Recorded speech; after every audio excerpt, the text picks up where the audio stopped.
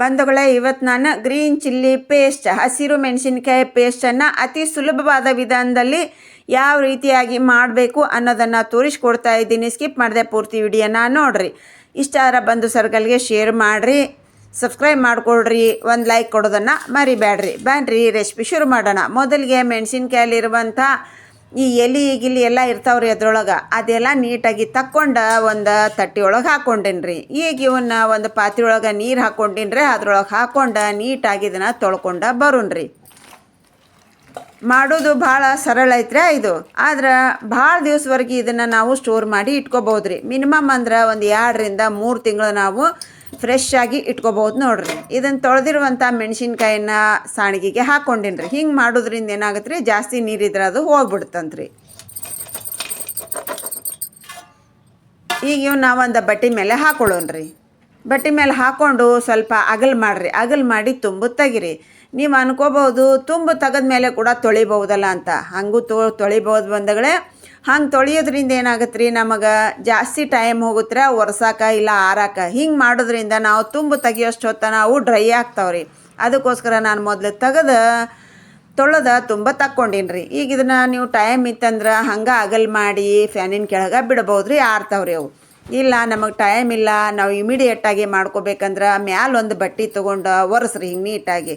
ಒಟ್ಟಿನೊಳಗೆ ನೋಡ್ರಿ, ನಮ್ಮ ಹಸಿ ಅಂಶ ನೀರಿನ ಅಂಶ ಅನ್ನೋದು ಏನೂ ಇರಬಾರ್ದ್ರೆ ಮೆಣಸಿನ್ಕಾಯಿ ಪೂರ ಡ್ರೈ ಆಗ್ಬೇಕ್ರಿ. ಈಗೆಲ್ಲ ನಾನು ಒರೆಸ್ಕೊಂಡು ಬಂದೇನಿ ರೀ. ಇವನ್ನೀಗ ನಿಮ್ಮ ಮೆಣಸಿನ್ಕಾಯಿ ಸೈಜ್ ನೋಡಿಕೊಂಡು 3-4 ತುಂಡು ಮಾಡ್ಕೋರಿ. ಸಣ್ಣ ಇದ್ದು ಅಂದ್ರೆ ಹಂಗೆ ಹಾಕೋಬೋದು ರೀ, ಇಲ್ಲ 2 ಪೀಸ್ ಮಾಡ್ಕೋಬೋದು ರೀ. ಹಿಂಗೆ ಮಾಡ್ಕೊಳ್ಳೋದ್ರಿಂದ ಭಾಳ ಬೆನಿಫಿಟ್ ಐತ್ರಿ ನಮಗೆ. ನಾವು ಮಿಕ್ಸಿ ಜಾರ್ನಲ್ಲಿ ಹಾಕಬೇಕಾದ್ರೆ ಜಾಸ್ತಿ ಕ್ವಾಂಟಿಟಿ ಹಿಡಿತಾವ್ರೆ. ಮತ್ತು ಕೆಲವೊಂದು ಸಲ ಮಿಕ್ಸಿ ಬ್ಲೇಡಿನ ಕೆಳಗೆ ಹೋಗಿ ಉದ್ದಿತ್ತಂದ್ರೆ ಮೆಣಸಿನ್ಕಾಯಿ ಸಿಕ್ಕೊಂಡು ಬಿಡ್ತೈತೆ ರೀ. ಅದು ಆ ಪ್ರಾಬ್ಲಮ್ ಕೂಡ ತಪ್ಪಿದಂಗೆ ಆಗುತ್ತೆ ರೀ. ಈಗೆಲ್ಲ ಕಟ್ ಮಾಡ್ಕೊಂಡು ಅಂದ್ರೆ ಒಂದು ಸಲ ಜಾರಿಗೆ ಎಷ್ಟು ಬೇಕೋ ಅಷ್ಟು ಕಟ್ ಮಾಡ್ಕೊಂಡಿನಿ ರೀ ನಾನು. ಈ ಮಿಕ್ಸಿ ಜಾರು ಕೂಡ ಡ್ರೈ ಆಗಿರ್ಬೇಕ್ರೆ, ಹಸಿ ಅಂಶ ಇರಬಾರ್ದು ರೀ. ಈಗ ಇದ್ರೊಳಗೆ ಕಟ್ ಮಾಡಿದ್ರಂಥ ಎಲ್ಲ ಮೆಣಸಿನ್ಕಾಯಿನ ಹಾಕೊಳ್ಳೋಣ್ರಿ.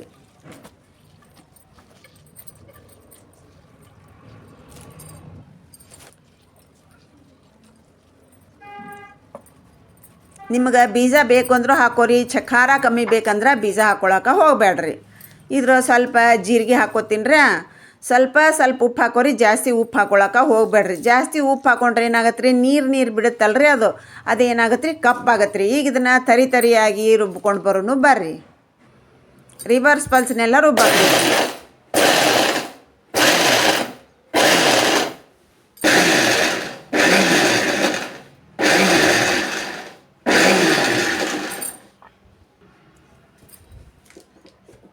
ಈಗ ನೋಡಿರಿ, ನಮ್ದು ಎಷ್ಟು ತರಿಯಾಗಿ ನಾವು ಇದನ್ನು ರುಬ್ಕೊಂಡೇವ್ರಿ. ಹಿಂಗೆ ತರಿಯಾಗಿ ರುಬ್ಕೊಳ್ಳೋದ್ರಿಂದ ನೀರಿನ ಅಂಶ ಅನ್ನೋದು ಬಿಡಂಗಿಲ್ಲ.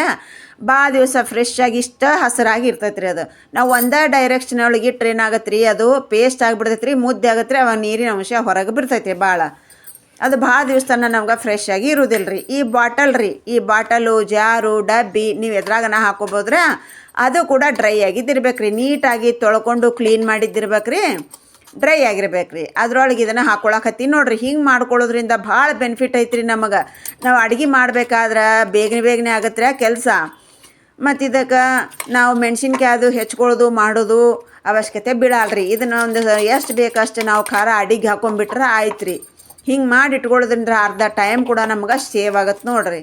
ಬೆಳಗ್ಗೆ ಒಂದೊಂದು ಸಲ ಅರ್ಜೆಂಟ್ ಇರ್ತೈತೆ ರೀ ನಮಗೆ ಮಾಡೋದು. ಆ ಟೈಮ್ನೆಲ್ಲ ಮೆಣಸಿನ್ಕಾಯಿ ಅದು ಹೆಚ್ಕೊಳ್ಳೋದು ಮಾಡೋದು ಭಾಳ ಟೈಮ್ ಹಿಡಿತೈತೆ ರೀ. ಹಿಂಗೆ ಮಾಡಿ ಒಂದು ಸಲ ನಾವು ಫ್ರಿಜ್ನಾಗ ಇಟ್ಕೊಂಡಿವಿ ಅಂದ್ರೆ 2-3 ತಿಂಗಳು ಚಿಂತಿಲ್ಲ ನೋಡ್ರಿ ನಮಗೆ. ಮೆಣಸಿನ್ಕಾಯಿ ರುಬ್ಬೋದು ಮಾಡೋದು ಅದೆಲ್ಲ.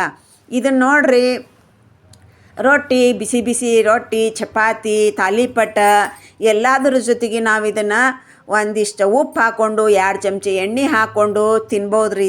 ಇದನ್ನು ನಾವು ಫ್ರೈಯೂ ಮಾಡಿಲ್ರಿ ಮತ್ತು ಕುದಿಸಿನಿಲ್ರಿ. ಆದರೂ ಕೂಡ ಭಾಳ ಚಲೋ ಇರ್ತೈತೆ ರೀ. ಖಾರ ಇರ್ತೈತಲ್ರಿ, ಅದಕ್ಕೊಂದಿಷ್ಟು ಉಪ್ಪು ಎಣ್ಣೆ ಹಾಕೊಂಡ್ರೆ ಖಾರ ಮುರಿತೈತೆ ರೀ. ನೀವು ಹೊಲ್ದಾಗ ಕೆಲಸ ಮಾಡೋರು ನೋಡಿರೋದಿಲ್ಲ ರೀ, ಬಿಸಿ ರೊಟ್ಟಿ ಜೊತೆಗೆ ಇದು ಒಂದು 2 ಚಮಚ ಹಾಕೋತಾರೆ ರೀ ಅವರು. 4 ರೊಟ್ಟಿ ಎಣ್ಣೆ ಉಪ್ಪು ಹಾಕ್ಕೊಂಡು ತಿಂದು ಹೋಗ್ತಾರೆ. ಇಷ್ಟು ಗಟ್ಟಿರ್ತಾರೆ ರೀ ಅವ್ರು, ಮನುಷ್ಯರು ಅಷ್ಟು ಗಟ್ಟಿರ್ತಾರೆ ರೀ. ಇದು ಒಂದು ಸಲ ನಾವು ಹಿಂಗೆ ಮಿಕ್ಸ್ ಮಾಡ್ಕೊಂಡು ಚೂರು ಹಚ್ಕೊಂಡು ತಿನ್ಬೇಕ್ರೆ ಖಾರ ಇರ್ತೈತೆ ರೀ ಇದು. ಈಗ ನಾವು ಪಲ್ಯ ಮಾಡಿಲ್ಲ ಅಕಸ್ಮಾತಾಗಿ ಅಂದರೂ ಕೂಡ ನಡೆಯುತ್ತೆ ರೀ. ಇದನ್ನು ಹಾಕ್ಕೊಂಡು ತಿನ್ಬೋದು ರೀ. ಅರ್ಥ ಆಯ್ತದಲ್ಲ ರೀ. ಈ ಗ್ರೀನ್ ಚಿಲ್ಲಿ ಪೇಸ್ಟ್ ಯಾವ ರೀತಿಯಾಗಿ ರೆಡಿ ಮಾಡ್ಕೋಬೋದು ಮತ್ತು ಎಷ್ಟು ದಿವಸ ಸ್ಟೋರ್ ಮಾಡ್ಬೋದು ಅನ್ನೋದು ಕೂಡ ನಿಮಗೆ ಅರ್ಥ ಆಯಿತು. ಮತ್ತು ಫ್ರಿಜ್ನಾಗ ಇಟ್ರು ಅಂದ್ರೆ ನೋಡಿರಿ ಇಷ್ಟ ಹಸಿರಾಗಿರ್ತೈತೆ ಅನ್ನೋದು ಅರ್ಥ ಆಯ್ತದಿಲ್ಲ ರೀ. ಟ್ರೈ ಮಾಡಿರಿ ಒಂದು ಸಲ. ಭಾಳ ಅಂದ್ರೆ ಭಾಳ ರುಚಿ ಐತ್ರಿ. ನಾನು ಇವತ್ತು ತಿನ್ನಾಕತ್ತೀನಿ ರೀ ಇದನ್ನು. ನಾ ಯಾವತ್ತೂ ತಿಂದಿಲ್ಲ ರೀ ಹಿಂಗೆ ಹಸಿ ಮೆಣಸಿನ್ಕಾಯಿ ಈ ರೊಟ್ಟಿ ಜೊತೆಗೆ. ಕೇಳಿದ್ದೆ ರೀ, ಆದ್ರೆ ಹಸಿ ಮೆಣಸಿನ್ಕಾಯಿ ಜೊತೆಗೆ ತಿಂತಾರ ಅನ್ನೋದು ಕೇಳಿದ್ದೆ ರೀ. ಆದ್ರೆ ರಿಯಲ್ ಆಗಿ ನಾನು ಇವತ್ತು ಟ್ರೈ ಮಾಡಿದ್ರಿ. ಬರ್ರಿ, ಈಗ ಮೆಣಸಿನ್ಕಾಯಿನ ಕೂಡ ನಾವು ಯಾವ ರೀತಿಯಾಗಿ ಇಷ್ಟ ಹಸಿರಾಗಿರುವಂಗೆ ಭಾಳ ದಿವಸ ನಾವು ಹೆಂಗೆ ಸ್ಟೋರ್ ಮಾಡ್ಬೇಕು ಅನ್ನೋದನ್ನು ನೋಡ್ಕೊಳ್ಳೋಣ್ರಿ. ಇದು ತೊಳ್ಕೊಂಡು ಒರೆಸ್ಕೊಂಡಿರುವಂಥ ಡ್ರೈ ಆಗಿರುವಂಥ ಮೆಣಸಿನ್ಕಾಯನ್ನ ನ್ಯೂಸ್ ಪೇಪರ್ ಎಲ್ಲರ ಮನೆಯಾಗಿರ್ತಾವೆ ರೀ, ಅದ್ರೊಳಗೆ ಹಾಕೋರಿ, ಹಿಂಗೆ ಫೋಲ್ಡ್ ಮಾಡಿರಿ.